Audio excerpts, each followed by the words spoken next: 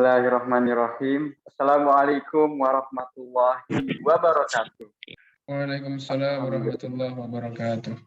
Alhamdulillahi hamdan katsiran thayyiban mubarakan fihi kama yuhibbu rabbuna wa yardah. Asyhadu an la ilaha illallah wa asyhadu anna Muhammadan abduhu wa rasuluhu la nabiyya ba'dah. Segala puji bagi Allah Subhanahu wa taala karena atas rahmat dan hidayahnya kita dapat bertemu kembali pada kegiatan yang semoga senantiasa diberkahi dan diridhoi. Salawat serta salam tercurah limpahkan kepada Nabi akhirul zaman Nabi Muhammad Sallallahu Alaihi Wasallam, semoga keluarganya, sahabatnya, dan kita selaku umatnya yang mengikuti sunnah-sunnahnya, semoga mendapatkan syafaatnya kelak, amin ya rabbal alamin. Selamat malam para hadirin sekalian, Bapak Ibu sekalian yang kami hormati. Marilah kita awali acara malam hari ini pada tanggal 31 Mei 2022 dengan memanjatkan rasa syukur kepada Allah Subhanahu wa taala yang telah melimpahkan nikmat sehat serta hidayahnya kepada kita semua. Perkenalkan, saya Irfan atas nama pembawa acara dari Inisiatif Zakat Indonesia yang insya Allah akan memandu acara sampai akhir nanti.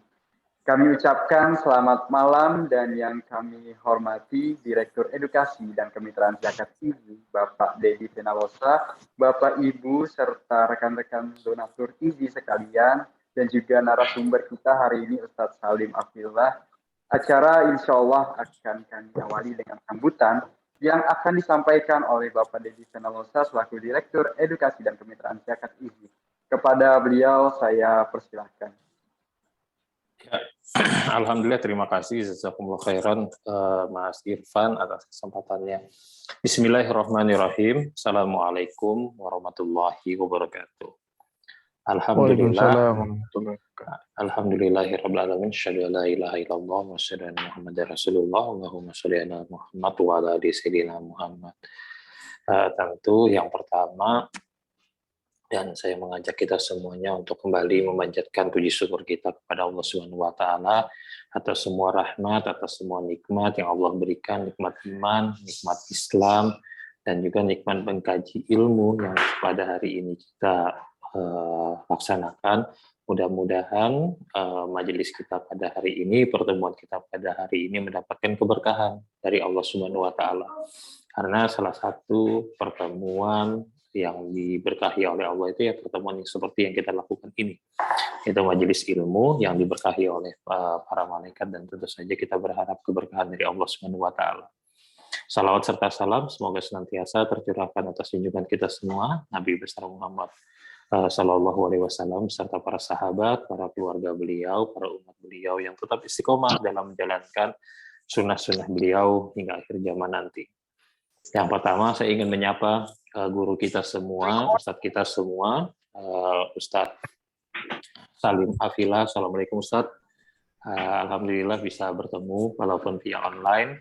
Mudah-mudahan nanti ada event yang bisa kita laksanakan, mudah-mudahan nanti bisa ketemu dengan secara offline. Kemudian juga para donatur sekalian, jazakumullah atas kesediaan waktunya di dalam acara kami Halal Bihalal yang dilaksanakan oleh Inisiatif Zakat Indonesia.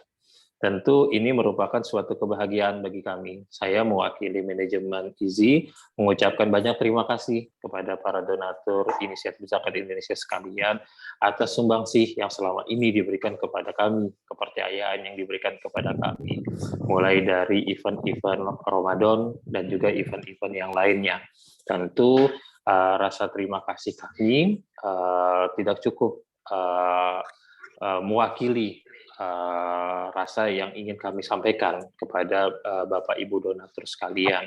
Kami ingin terus memperbanyak interaksi kami dengan kepada Bapak Ibu sekalian. Salah satunya interaksi yang kami lakukan ini dalam acara Halal Bihalal ini. Dan juga Halal Bihalal ini juga kita melaksananya pas di ujung bulan Syawal. Hari ini sudah merupakan hari terakhir Syawal.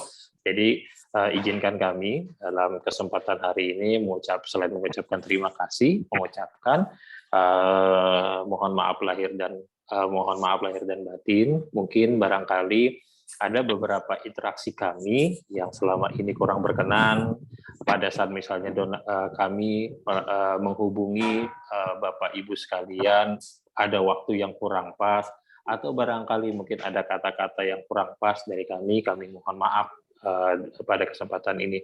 Mudah-mudahan interaksi ini, kerjasama ini bisa terus kita lanjutkan di bulan-bulan berikutnya. Ini juga kayaknya mudah-mudahan selaras dengan judul ataupun tema yang kita angkat pada halal bihalal hari ini, menjadi Muslim Robbaniyun, bukan Ramadhaniyun. Kalau selama ini kan kita mendengar mungkin istilah Robbani, apa sih generasi Robbani, Muslim Robbani. Nah, mudah-mudahan nanti Ustaz Salim Afilah menjelaskan Muslim Robbaniyun itu seperti apa. Ada nggak hubungannya antara generasi Robbani, Muslim Robbani dengan Muslim Robbaniyun. Nah, tentu kita juga berharap kita semuanya bisa menjadi Muslim yang jauh lebih baik setelah bulan Ramadan berlalu. Karena kita sama-sama tahu bahwa Ramadan itu adalah bulan penempaan kita agar bisa menjadi lebih baik. Kalau kita setelah Ramadan bisa lebih baik, berarti kita sudah lulus di bulan Ramadan. Mungkin itu Mas Irfan yang bisa saya sampaikan. Sekali lagi saya mengucapkan terima kasih kepada teman-teman panitia yang sudah bekerja untuk terwujudnya event ini, teman-teman Markom, teman-teman CRM, dan juga Ustaz Salim Afilah, jazakumullah khairan Ustaz atas kehadiran waktunya. Mudah-mudahan nanti acara ini bisa berjalan lancar. Itu dari saya, kurang lebihnya saya mohon maaf. Terima kasih. Assalamualaikum warahmatullahi wabarakatuh. Waalaikumsalam warahmatullahi wabarakatuh. Syukran jazakallah khair Bapak Dedi Kanalosa selaku Direktur Edukasi dan Kemitraan Zakat IB. Ramadan telah berlalu, Syawal telah tiba, bahkan sekarang sudah memasuki akhir Syawal.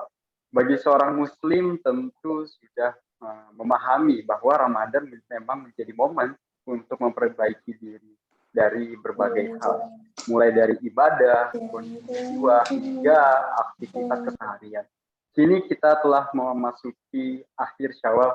Apakah aktivitas ibadah dan keseharian kita masih tetap maksimal dan produktif seperti saat Ramadan? Sudahkah Ramadan telah membentuk pribadi kita menjadi lebih baik? Yuk simak pembahasan lengkapnya pada Halal Bihalal bersama Donatur IB, menjadi Muslim Rabbaniyun bukan Ramadaniyun. Himbauan kepada Bapak Ibu sekalian untuk menyalakan kameranya jika memungkinkan dan juga menonaktifkan audionya, serta nanti di sesi tanya jawab yaitu dengan mengaktifkan fitur raise hand terlebih dahulu. Setelah dipersilakan oleh MC, nantinya baru Bapak Ibu sekalian bisa menyalakan kamera dan audionya. Pertanyaan nantinya juga bisa diajukan melalui fitur chat di aplikasi Zoom Bapak Ibu sekalian. Irfan ingin memperkenalkan narasumber kita hari ini yaitu Ustaz Salim Afilah. Beliau merupakan dai nasional dan juga penulis buku bestseller Islam. Halo, Assalamualaikum Ustaz. Apakah sudah tersambung dengan kami?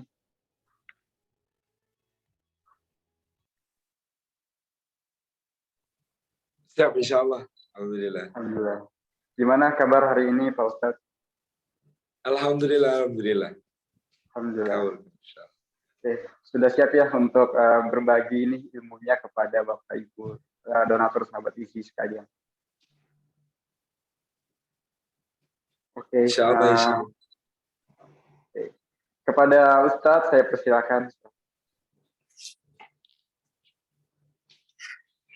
Alhamdulillahi Rabbil Alamin wa bihi nasta'in wa ala umri dunia wa din wa salatu wa salamu ala asrafil anbiya'i wal mursalin Sayyidina wa maulana Muhammadin wa ala alihi wa ashabihi ajma'in wa man tabi'ahum bi ihsanin ila yaumiddin.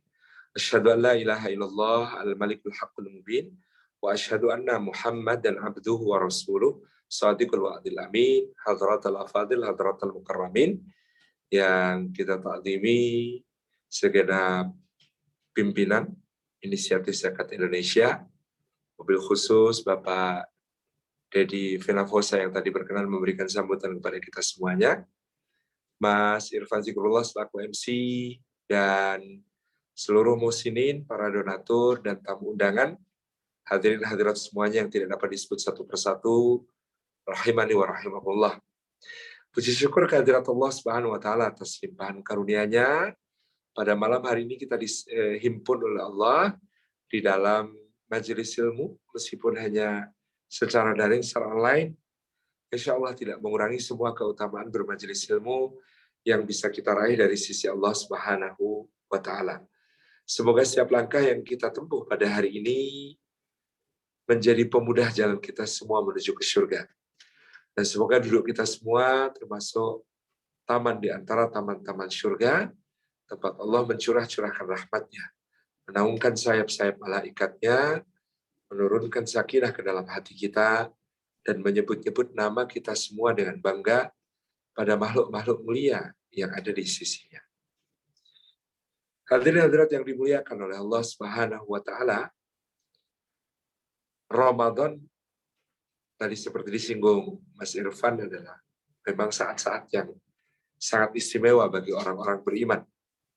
Sehingga di dalam bulan tersebut, atas pertolongan Allah, kita secara umum mampu meningkatkan kuantitas dan mungkin juga kualitas dari kehambaan kita kepada Allah.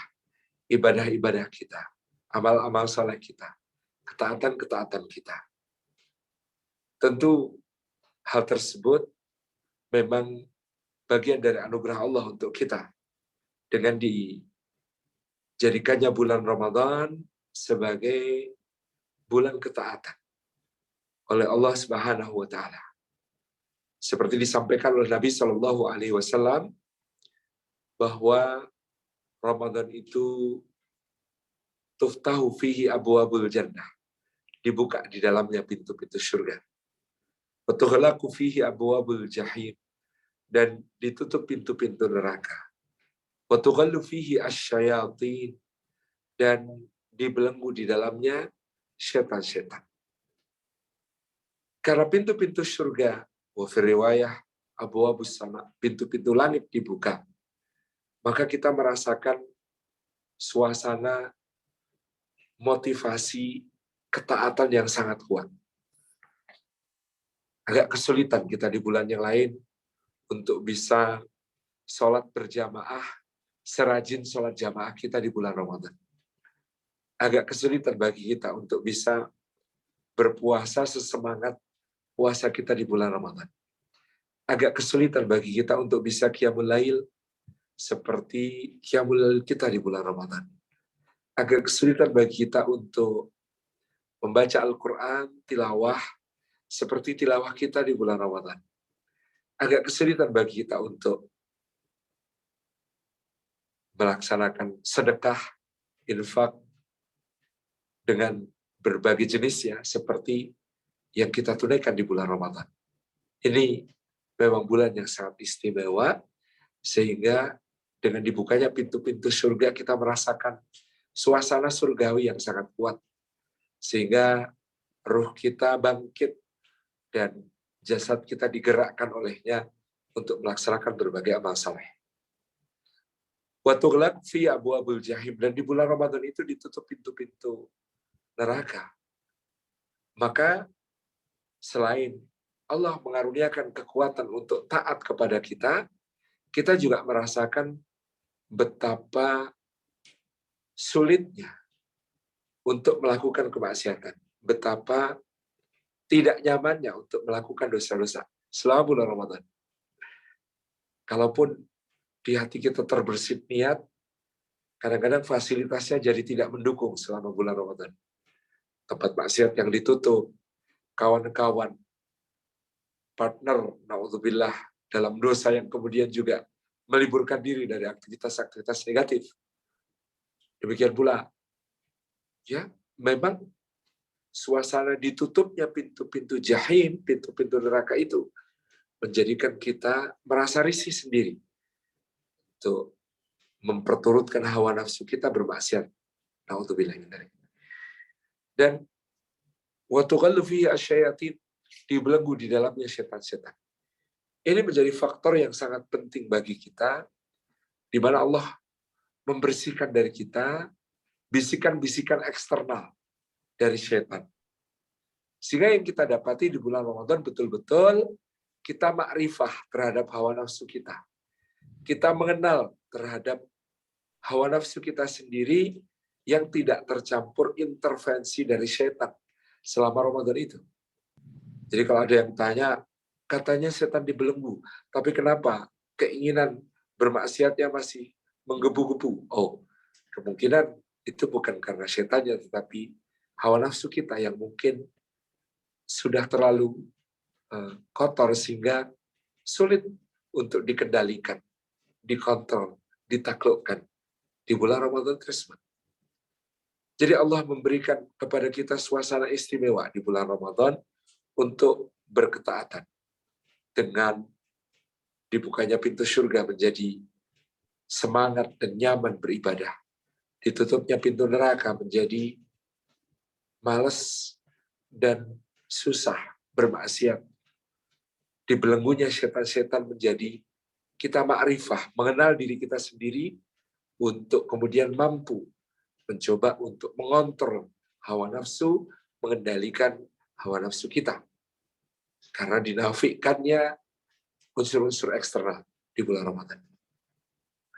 Nah tentu ini tidak kita dapati di luar bulan Ramadan suasana yang sedemikian. Sehingga naudzubillahi min dzalik, barangkali ada di antara kita yang selepas selesai Ramadan kembali seperti sebelum Ramadan. Kembali malas-malasan di dalam beribadah. Kembali kemudian bolong-bolong dalam melaksanakan ketaatan. Kembali tidak memenuhi target-target dalam salatnya, dalam tilawatil Qur'annya, dalam puasa sunnahnya, dalam sedekahnya, dan lain sebagainya. Mengendor lagi.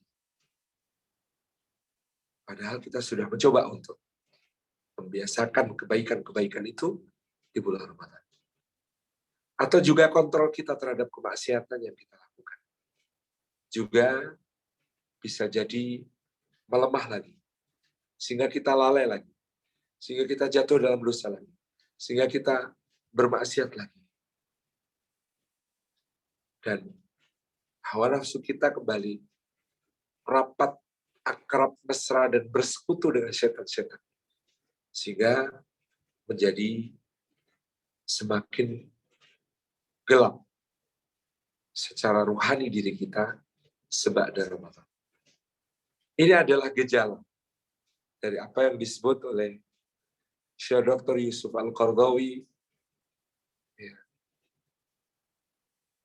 Abdun Ramadhani, atau hamba-hamba yang ketaatannya itu hanya ternisbat kepada bulan Ramadan. Bukan Rabbani yang kemudian dia menjaga ketaatan kepada Allah, beribadah, dan mencegah diri dari memperturutkan hawa nafsu di sepanjang usianya. Gejala Ramadhaniyun atau hamba-hamba yang hanya mampu menjaga ketaatan kepada Allah, mencegah kemaksiatan, dan mengendalikan hawa nafsu di bulan Ramadan, sementara di bulan-bulan berikutnya lepas dari semua kemuliaan itu, banyak melanda di antara kita. Menjadi Ramadhaniyun semata-mata. Tidak menjadi seorang Rabbaniyun yang mampu mempertahankan apa yang diraihnya, apa yang dicapainya selama Ramadan, menjadi bekal ketaatannya, menjadi kebiasaan baiknya, menjadi kerutinan istiqomahnya seba'da Ramadan. Mari kita evaluasi, karena Syawal berakhir 1 bulan ini seba'da Ramadan. Berjarak hanya 30 hari dari Ramadan. Seperti apa kita di bulan Syawal? Tentu itu menjadi cermin dan barometer untuk melihat seperti apa kita di bulan-bulan berikutnya. sampai mudah-mudahan nanti Allah takdirkan untuk berjumpa dengan Ramadan lagi. Tentu kita sudah melakukan upaya untuk bisa menjaga ritme. Meskipun memang hampir mustahil seorang itu bisa beribadah di bulan Syawal dalam kualifikasi yang lebih baik daripada di bulan Ramadan. Itu kalau istilahnya Sri Mulat, Pak Asmuni, hilyang mustahil. Akan menjadi sesuatu yang sangat sukar dipenuhi untuk menjadikan bulan Syawalnya lebih bagus daripada bulan Ramadan. Tetapi guru saya Allahu Yarham, Kiai Haji Muhammad Zar'an dulu menyampaikan ukuran sukses Ramadan itu bukan Syawalnya lebih baik daripada Ramadan, tetapi paling tidak Syawalnya lebih bagus daripada Sya'ban. Syawalnya lebih bagus daripada di bulan Sya'ban. Nah, ini akan menjadi muhasabah pertama kita. Syawal sudah kita lewati. Bagaimana kondisi Syawal kita dibandingkan dengan Sya'ban? Nah, ini kita tidak membandingkan dengan Ramadan karena hampir mustahil Syawal bisa mengalahkan Ramadan. Tapi apakah Syawal kita lebih baik atau sama saja atau bahkan menurun dibandingkan dengan Sya'ban kita sebelum Ramadan kemarin? Jika Syawal kita lebih baik daripada bulan Sya'ban lalu, alhamdulillah kita masih patut bersyukur bahwa Ramadan memberikan asar kebaikan yang tidak serta-merta hilang ketika dia berakhir. Tapi masih memberi dampak yang membuat kita di bulan Syawal lebih baik daripada di bulan Sya'ban. Tapi kalau sama saja, antara Sya'ban dengan Syawal ini tentu menjadi satu kewaspadaan penting.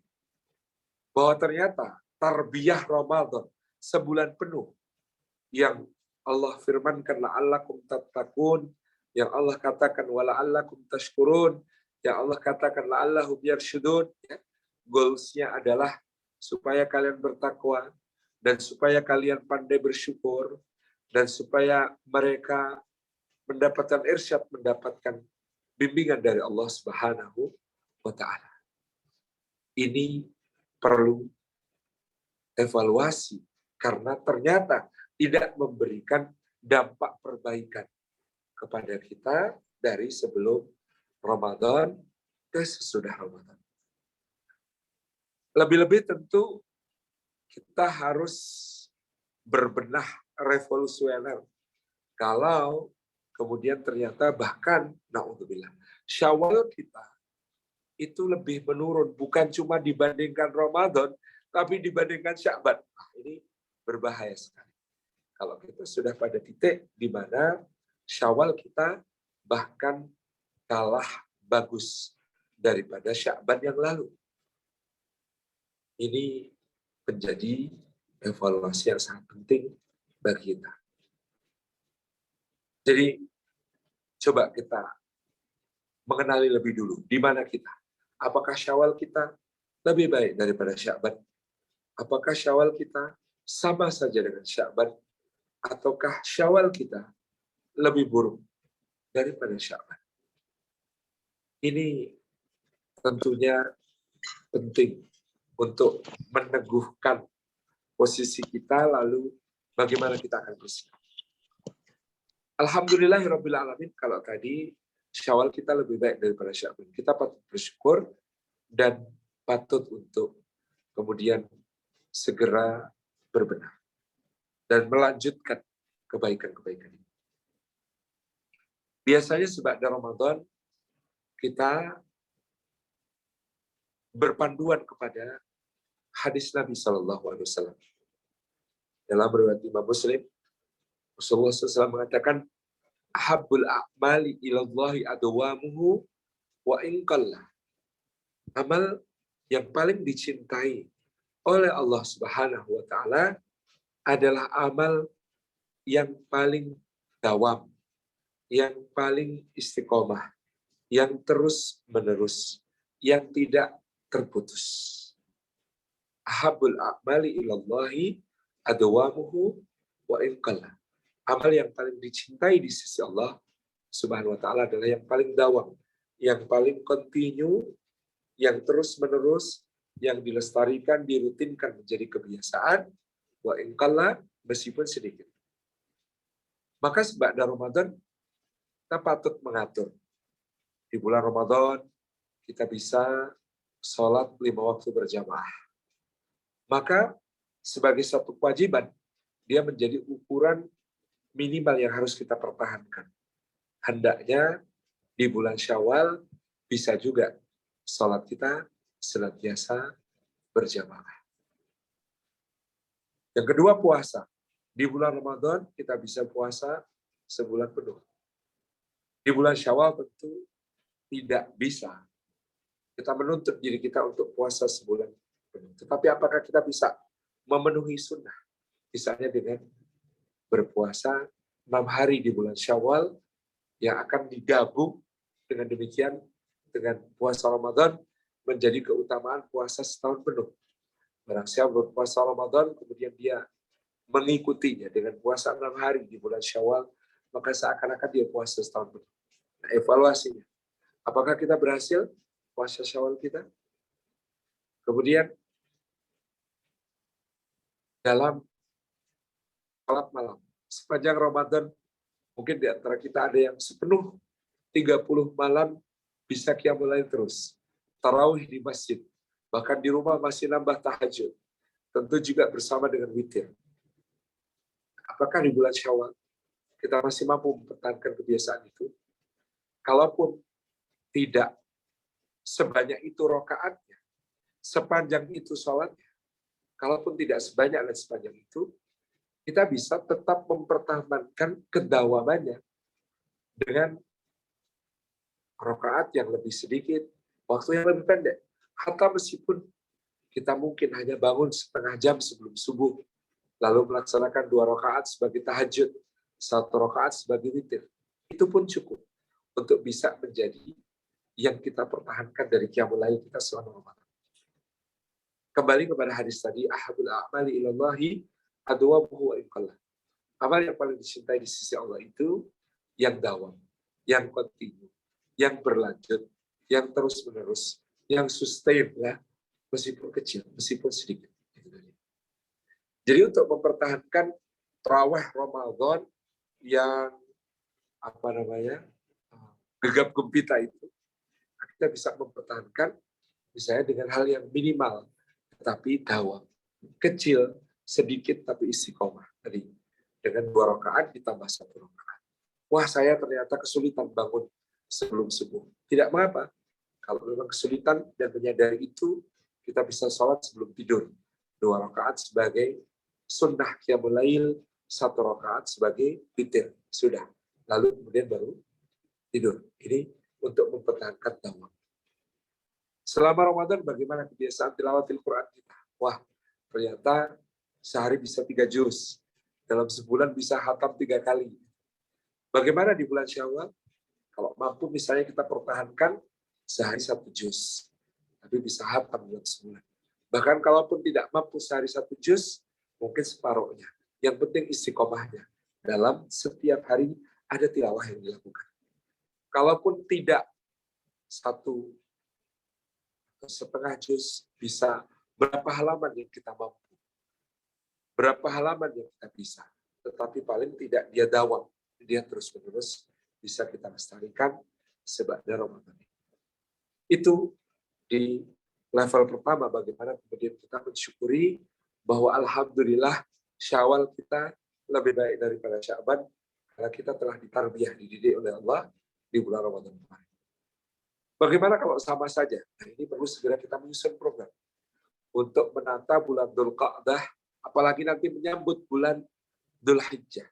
Dzulqa'dah ini sudah masuk 1 bulan haram, bulan mulia, ya, 1 pangkat di bawah derajat Sayyidus Syuhur Ramadan itu ada arba'atun hurum atau 4 bulan mulia. Ada Dzulqa'dah, Dzulhijjah, Muharram, Rajab. Nah, itu bulan-bulan mulia.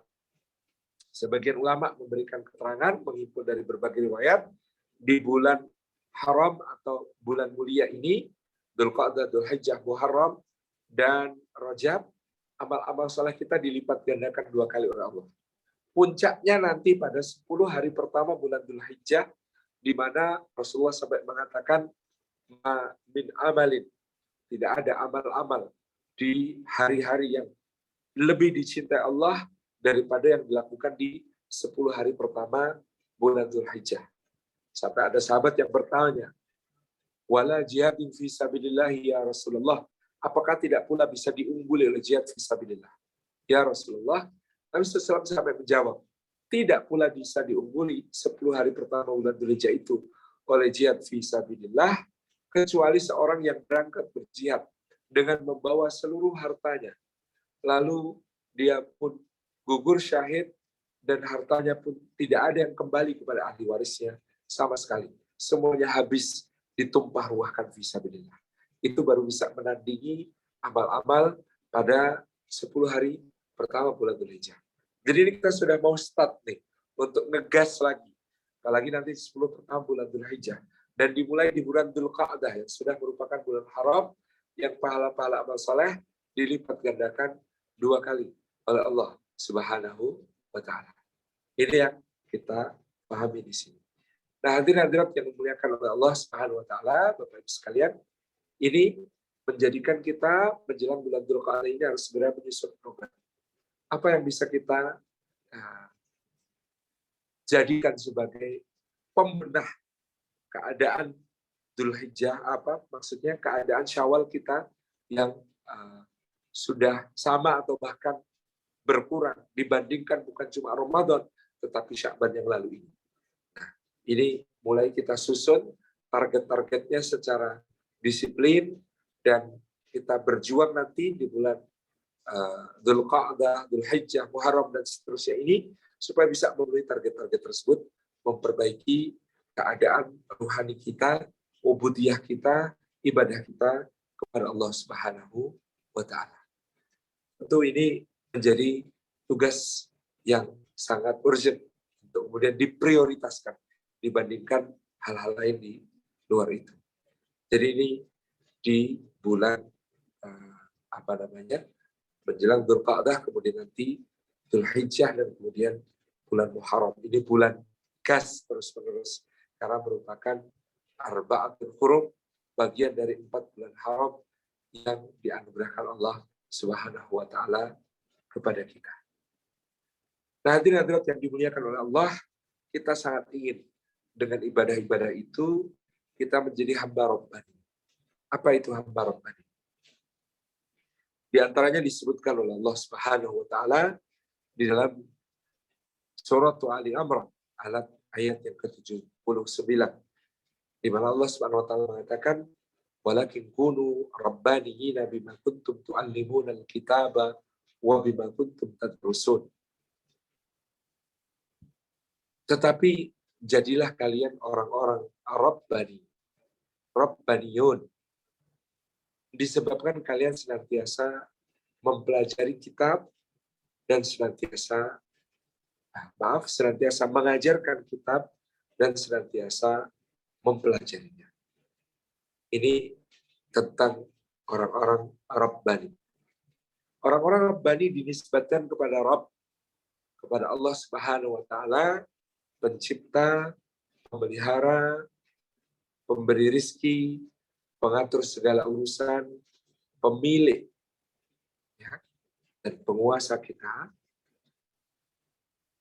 dinisbatkan kepadanya karena mereka orang-orang Rabbani digerakkan oleh Allah di dalam setiap halnya untuk menuju kepada keridhaannya sesuai dengan bekal-bekal yang telah dianugerahkannya kepadanya.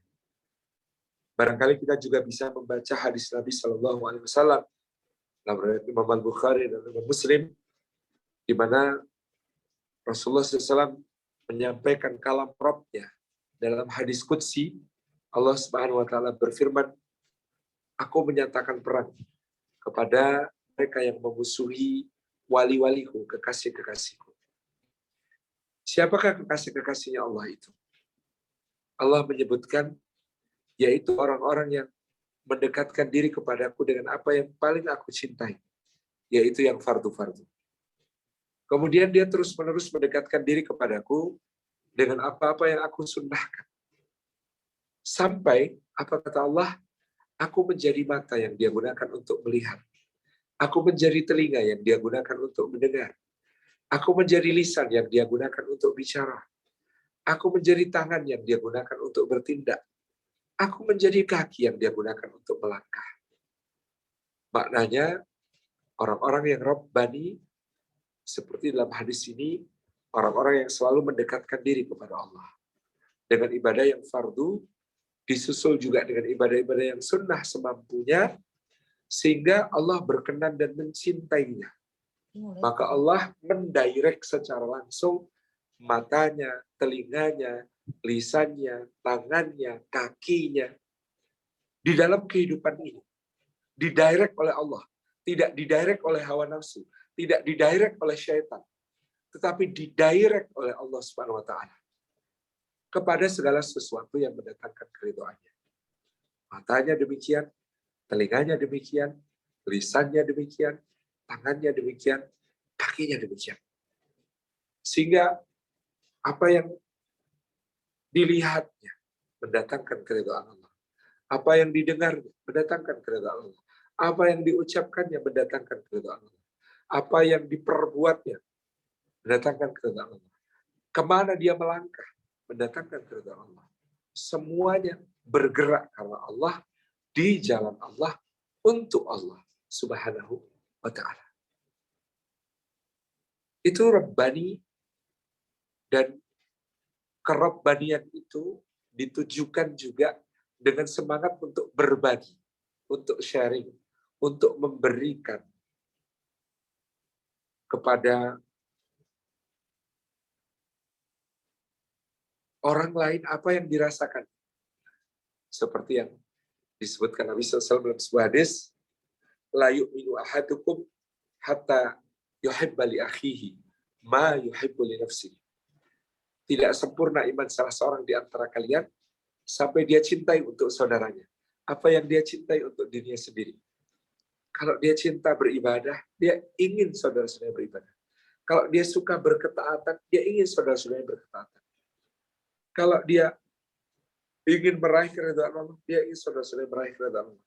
Kalau dia cinta mendapatkan surga dan keridhaan Allah, dia ingin juga saudara-saudaranya cinta dan suka mendapatkan surga dan ridhonya Allah Subhanahu wa ta'ala.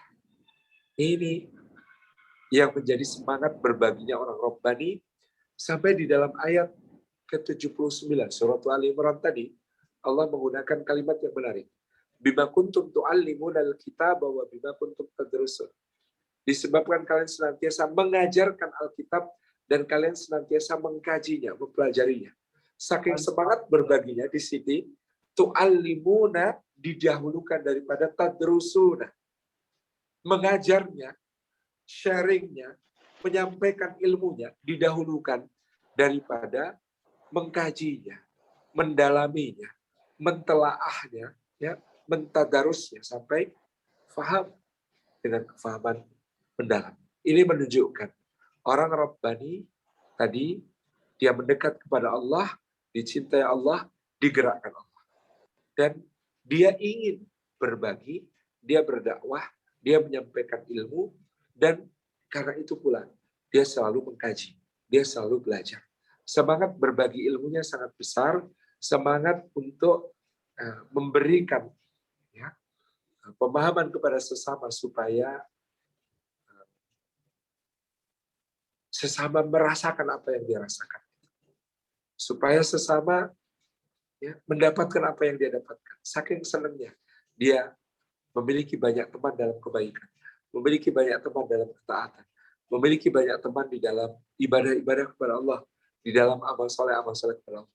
Dia selalu berbagi, dia selalu mengajak, tanpa lupa untuk mengkaji, mengilmui, dan mendalami.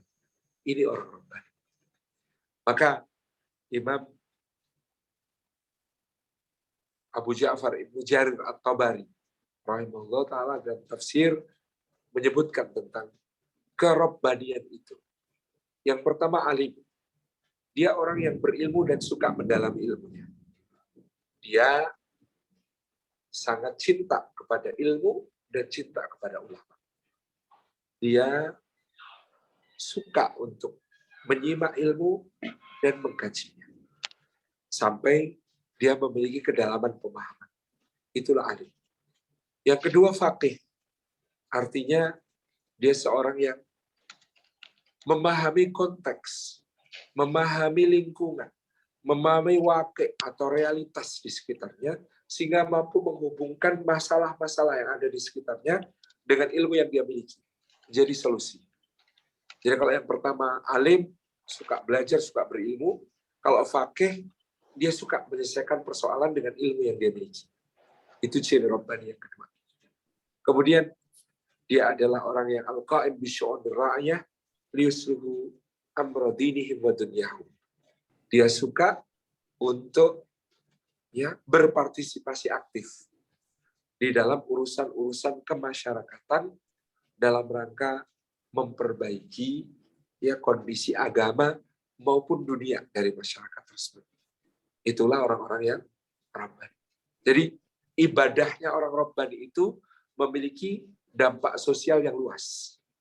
Pertama-tama untuk menjaga dirinya, menjadikan dirinya dalam kebaikan selalu, tapi juga mengalir kepada yang di sekitarnya, mengubah dan memberikan kontribusi kebaikan yang sebesar-besarnya.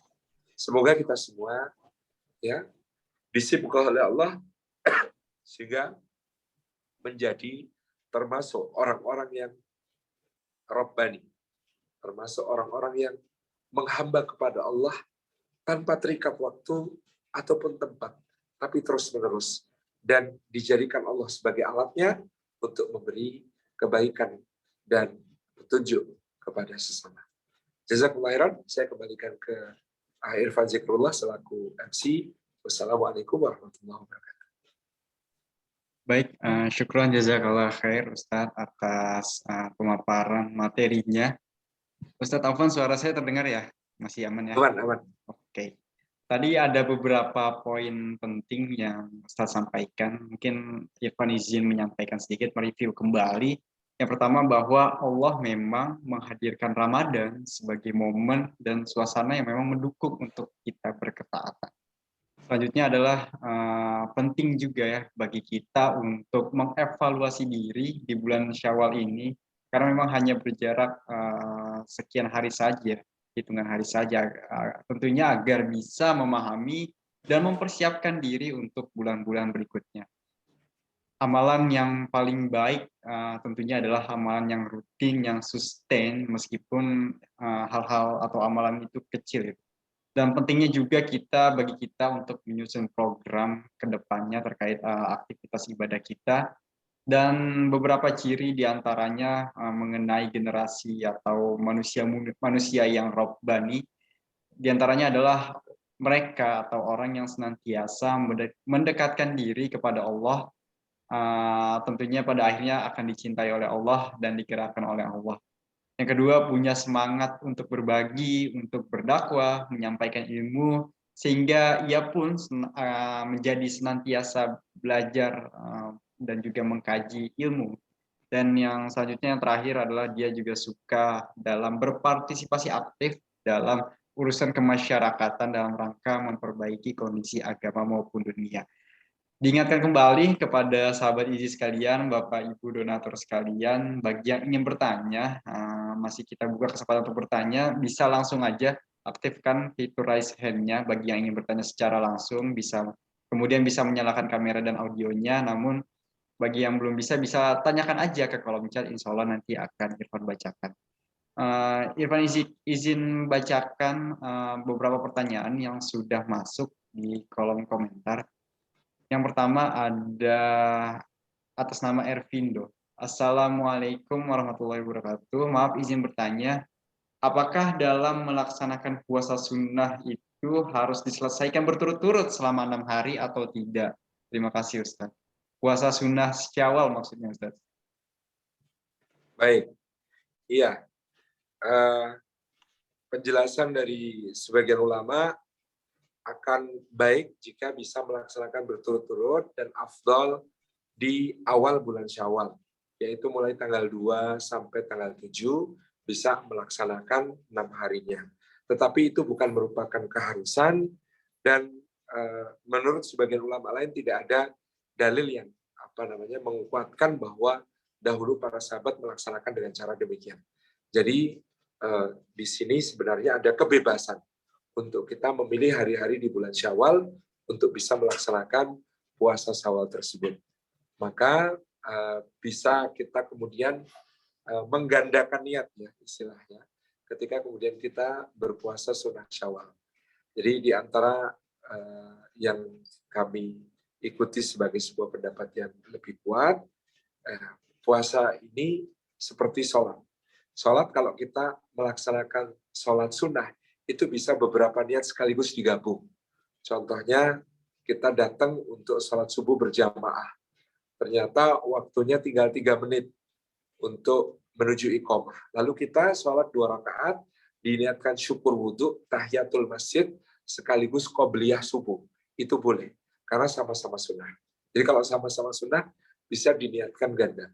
Misalnya kemudian kita lakukan puasa bulan Syawal itu dengan Senin, Kemis, Senin, Kemis, Senin, Kemis, selama 3 pekan. Boleh, tidak masalah. Jadi tidak harus berturutan, yang terpenting semampu kita segera dapat untuk kita laksanakan. Demikian Pak Ustaz. Oke, baik Pak Ustaz. Berarti bisa ya Pak Ustaz menggabungkan niat puasa sunnah Syawal dan juga Senin Kamisnya itu ya Pak Ustaz? Boleh, boleh. Oke. Ayamul Bid juga boleh. 13, Boleh. 14, 15 juga boleh. Oke.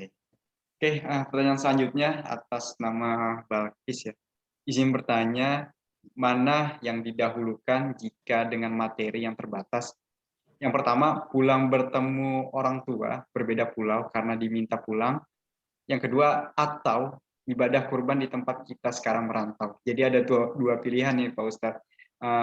Mungkin beliau bimbang kali ya Pak Ustadz. Pulang bertemu orang tuanya karena memang diminta pulang, atau ibadah kurban di tempat kita sekarang merantau. Barakallahu fikum. Tentu ini semuanya kebaikan yang jika memungkinkan bisa dilaksanakan dua-duanya lebih baik.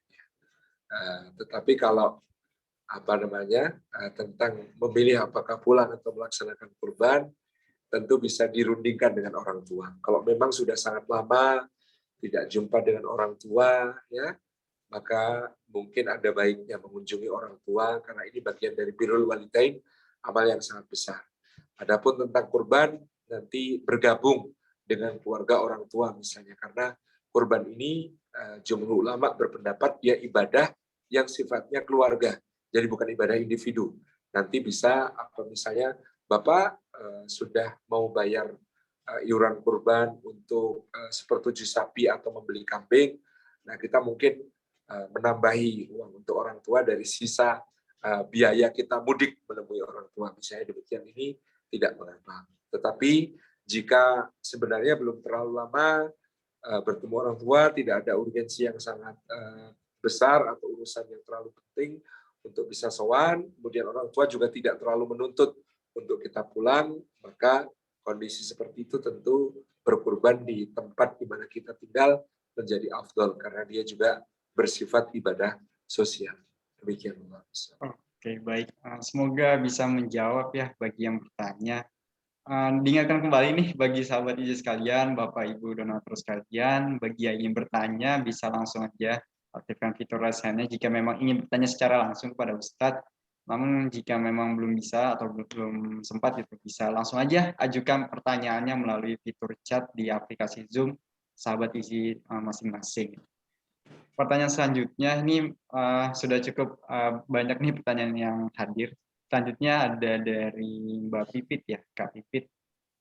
Afwan Ustadz izin bertanya, bagi akhwat yang uzur apakah tidak apa-apa bila mengutamakan untuk puasa Syawal terlebih dahulu baru mengganti puasa Ramadan? Maaf, kurang jelas. Oke, izin bacakan ulang. Afwan Ustadz izin bertanya, bagi akhwat yang uzur apakah tidak apa-apa bila mengutamakan puasa Syawal terlebih dahulu baru mengganti dengan puasa Ramadan bagi akhwat? Baik, ada beberapa pendapat terkait hal ini. Yang pertama, bagi wanita yang kemudian masih memiliki tanggungan qadha puasa, maka dia bisa mengqadha puasanya Ramadan terlebih dahulu di bulan Syawal ini, baru kemudian melaksanakan puasa sunnah Syawal. Bagaimana kalau Syawalnya habis dan kemudian belum melaksanakan puasa sunnah Syawal? Asalkan tadi karena dia mengqadha, kemudian dia setelah selesai mengqadha meniatkan puasa sunnahnya sebagai puasa sunnah Syawal, maka insya Allah niat itu telah sampai meskipun nanti pelaksanaannya bablas nabrak ke bulan Dzulqa'dah. Itu tidak mengapa. Jadi ini pendapat pertama. Pendapat kedua adalah yang menyatakan bahwasanya tidak mengapa untuk melaksanakan puasa sunnah Syawal terlebih dahulu, ya. Kemudian baru sesudah itu dia mengqadha. Ini juga ada pendapat yang demikian. Ini tidak mengapa. Jadi karena dia mengejar keutamaan puasa sunnah Syawal. Kalau yang pertama tadi berpedoman pada kalimat di dalam hadis yang summa atba'ahu bi sittati ayamin minas Syawal. Karena kalimat dalam hadisnya itu kemudian mengiringinya dengan 6 hari puasa di bulan Syawal. Maka menurut pemahaman yang pertama ini, ya Ramadannya harus disempurnakan terlebih dahulu, baru kemudian puasa sunnah Syawal. Jadi yang pertama tadi tidak mengapa, meskipun bablas sampai Dzulqa'dah, asal niatnya puasa Syawal. Yang kedua tadi membolehkan untuk mendahulukan puasa sunnah Syawal, karena disebut puasa sunnah Syawal ya kalau di bulan Syawal. Kalau sudah lebih dari Syawal tidak dianggap sebagai puasa sunnah Syawal. Ini menurut pendapat yang kedua. Tetapi di sini ada pemahaman bahwa utang qadha-nya bisa disusulkan sesudah itu. Jadi tidak ada masalah. Pendapat ketiga, kalau saya menilai pendapat ini lemah, tetapi ada beberapa guru kita yang memakai pendapat ini berpedoman pada pendapat Imam Al-Baijuri misalnya. Misalnya Habib Muhammad bin Ali Syahab termasuk yang mengambil pendapat ini. Jadi Imam Al-Baijuri itu berpendapat bahwa niat puasa qadha Ramadan boleh digabung dengan niat puasa Syawal. Ini adalah yang menjadi pendapat Imam Baijuri. Saya termasuk yang tidak serak dengan pendapat ini karena ini menggabungkan niat yang wajib dengan yang sunnah. Ini tidak kita temukan halnya pada pembahasan para ulama lain. Kalaulah yang demikian itu benar, maka boleh menggabung antara niat fardu dengan niat sunnah. Nah, kita nanti sholat subuh digabung tahiyatul masjid, digabung dengan sunnah qobliyah dan lain sebagainya. Tentu menjadi tidak tepat. Nah, kalau saya secara pribadi tidak menyetujui pendapat itu, tetapi kalau ada yang mau mengambil pendapat itu tidak masalah, karena ini juga ada penjelasannya dari Al-Imam Al-Baijuri, yang kemudian ada beberapa asatidz kita yang juga memakai pendapat ini. Jadi ada 3 pendapat yang kita jelaskan. Boleh dipilih, silahkan. Allahu a'lam. Oke, baik. Syukran, semoga bisa menjawab bagi yang bertanya. Selanjutnya ada pertanyaan dari Mas Irfan. Ini sama namanya dengan Irfan nih. Irfan Badrul Jamal. Pertanyaannya adalah bagaimana Pak Ustadz teknis menyampaikan ke marbot masjid di lingkungan jangan galak-galak ke anak-anak saat ribut di masjid, sehingga khawatir kan nanti takutnya anak-anak malah anti ke masjid gitu Pak Ustadz. Baik, tentu aspirasinya sebaiknya disampaikan kepada ketua DKM atau pengurus DKM untuk bisa dirapatkan bersama dan disusun SOP sesuai kesepakatan warga dengan marbot dan dengan DKM, dengan takmir, bagaimana supaya masjid tetap bisa ramah anak, ya, tetapi juga tetap bisa menjaga ketertiban. Kalau di masjid kami misalnya ini kesepakatannya anak-anak itu ditempatkan di serambi tersendiri, di ruang yang berbeda dengan ruang utama masjid. Jadi bagi anak-anak dan orang tua yang membawa anak-anak ketika mereka sholat ke masjid, maka mereka menempati serambi khusus yang digunakan untuk anak-anak dan orang tua yang membawa anak-anak ini. Sehingga yang di ruang utama juga tidak terganggu, dan anak-anak juga tetap bisa berada di masjid dengan ceria. Jadi intinya dibicarakan dengan DKM, dimusyawarahkan bersama, disepakati SOP-nya. Wallahu a'lam bishawab. Oke, baik Pak Ustadz. Ini masih ada pertanyaan selanjutnya dari Mas Irfan ya. Tanda diterimanya amalan atau ibadah saat Ramadan kan keberlanjutan amal gitu sesudah Ramadan. Apakah benar seperti itu Pak Ustadz? Jadi mungkin seperti ini ya Irfan bantu menjelaskan, jika ibadah kita itu masih rutin, masih baik gitu sesudah Ramadan, itu berarti tandanya amal ibadah kita kemarin pas Ramadan itu diterima. Apakah seperti itu Pak Ustadz? Baik. Jadi memang ada pendapat, dan ini adalah dari Imam Ibnu Rajab Al-Hambali dalam kitab beliau Lataiful Ma'arif. Beliau mengatakan tanda diterimanya amal seseorang adalah di waktu berikutnya ya dia terbimbing untuk melaksanakan amal-amal soleh yang lebih baik. Tanda ditolaknya amal seseorang adalah ketika setelah dia beramal soleh, maka dia tidak mampu menjaga dirinya dari terjatuh ke dalam dosa-dosa. Kemudian yang berikutnya, dan tanda diterimanya taubat adalah dia terbimbing untuk menjaga dirinya agar tidak terjatuh ke dalam dosa yang sama. Ini tidak merupakan satu dalil yang berasal dari Quran maupun Sunnah, tetapi tentu pemikiran dan pemahaman Imam Ibnu Rajab disarikan dari pemahaman beliau terhadap Quran dan Sunnah ini. Jadi kita bisa mengambil iktibar dari situ, bahwa memang di antara tanda diterimanya amal itu, amal kita makin meningkat. Dan tanda ditolaknya amal itu kalau satu amal tidak menjaga kita dari hal yang buruk sesudahnya. Contohnya, kita bisa mengutip Imam Al-Ghazali dalam Ihya itu, beliau ketika menjelaskan tanda khusyuknya salat subuh adalah antara subuh sampai duhur itu tercegah dari perbuatan keji dan mungkar. Jadi kalau antara subuh sampai duhur tidak berhasil mencegah dirinya dari keji dan mungkar, maka harus dimuhasabahi, jangan-jangan sholat subuhnya tidak diterima oleh Allah Subhanahu wa Ta'ala. Ini maksudnya begitu. Maka sikap kita terhadap qaul ini adalah kita menjadikannya sebagai evaluasi. Yang evaluasi itu artinya menjadikan kita berusaha untuk meningkatkan ibadah kita di waktu yang akan datang. Tapi tidak kita maksudkan untuk menjadi keputusasaan. Ya ternyata kemarin Ramadan sudah susah-susah, nggak diterima sama Allah. Apa buktinya? Buktinya sekarang saya masih maksiat juga. Nah ini tentu bukan seperti itu kesimpulannya. Tapi kesimpulannya adalah, wah ternyata ibadah Ramadan saya misalnya di bulan Syawal ini belum bisa ya menjaga saya dari keburukan. Belum bisa mengupgrade kualitas saya menjadi lebih tinggi. Nah tentu ke depan saya harus lebih berusaha lagi, lebih baik lagi. Nah, sikap kita seperti itu. Jadi bukan untuk wah ternyata nggak terima, ya udahlah nggak usah aja gitu. Itu jangan sampai gitu. Allah bisa. Oke, baik. Syukron Pak Ustadz. Semoga bisa menjawab bagi rekan-rekan Bapak Ibu sekalian yang bertanya. Mungkin terakhir Pak Ustadz ya, pesan-pesan ataupun closing statement dari Pak Ustadz terkait tema kita hari ini, dan izin nanti di akhir setelah Irfan tutup, kita foto bersama ya Pak Ustadz. Baik. Oke.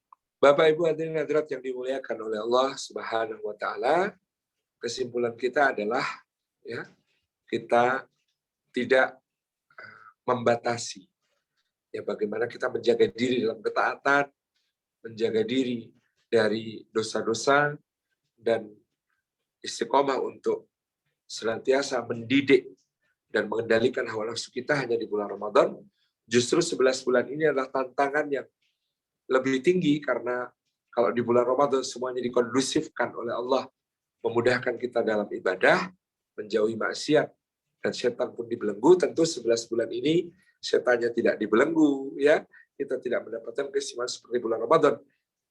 Dan ini harus menjadi satu tantangan untuk kita untuk bisa mengistiqomahkan apa-apa yang telah kita raih di bulan Ramadan dalam bentuk dawamnya amal, dalam bentuk sinambungnya amal, sustainability-nya amal kita insya Allah. Dan kita akan memasuki bulan Dzulqa'dah, Dzulhijjah, Muharram yang merupakan Arba'atul Hurum, bagian dari Arba'atul Hurum. Mari kita seriuskan persiapan kita, Karena di bulan-bulan Arba'atul Hurum itu amal-amal ibadah juga dilipat gandakan oleh Allah 2 kali lipat, bahkan nanti mencapai puncaknya pada 10 hari pertama bulan Dzulhijjah. Demikian, mudah-mudahan. Oke, baik. Syukron jazakallah khair Pak Ustadz atas ilmunya malam hari ini. Semoga bisa bermanfaat bagi sahabat Izi sekalian dan juga menjadi sebab atas turunnya keberkahan dan keridhaan Allah Ta'ala. Sebelum kita foto bersama, Irfan izin tutup terlebih dahulu. Demikianlah kegiatan halal bihalal bersama donatur Izi. Menjadi muslim Rabbaniyun bukan Ramadaniyun. Sekali lagi terima kasih kepada sahabat Izi, Bapak Ibu donatur sekalian atas kesediaan waktu dan kesempatannya kepada kami untuk terus mendapatkan ilmu melalui acara hari ini. Bagi yang ingin mengikuti kuliah WhatsApp dan juga info kajian-kajian menarik lainnya dari Izi tentunya, bisa langsung klik aja link yang akan di-share oleh panitia sekalian. Jadi jangan lupa untuk update, stay tune terus terkait info-info kajian melalui link yang akan di-share oleh panitia. Semoga kegiatan ini dapat memberikan pengetahuan dan manfaat untuk kita semua. Akhir kata, kami ucapkan terima kasih atas partisipasinya. Kami mohon maaf jika terdapat kata-kata yang kurang berkenan dan juga pertanyaan-pertanyaan yang belum bisa kami bantu untuk tanyakan dan juga bantu kami jawab. Kesalahan datang dari kami dan kesempurnaan hanya datang dari Allah Ta'ala. Saya Irfan Zikrullah. Billahi taufiq wal hidayah. Wassalamualaikum warahmatullahi wabarakatuh. Assalamualaikum. Baik, izin untuk foto bersama.